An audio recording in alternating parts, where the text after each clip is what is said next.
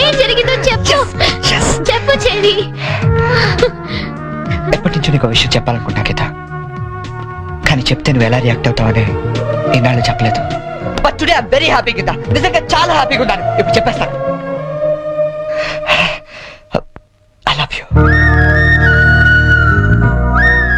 ప్రేమను తెలియచేయడానికి ఈ పదం వాడతాను నిన్నాళ్ళు అనుకున్నాను, కానీ ఇదే పదంతో పగ కూడా తీర్చుకోవచ్చని కొత్త అర్థం చెప్పింది సంజన.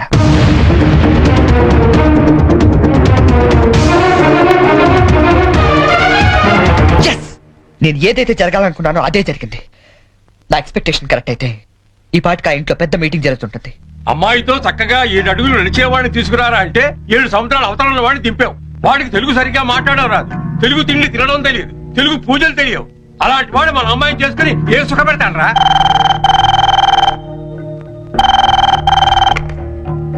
హలో అంకుల్, చెప్పండి అంకుల్.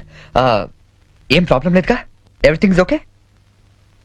ఓకే అంకుల్, నేను వెంటనే బయలుదేరుతాను. ఇప్పుడే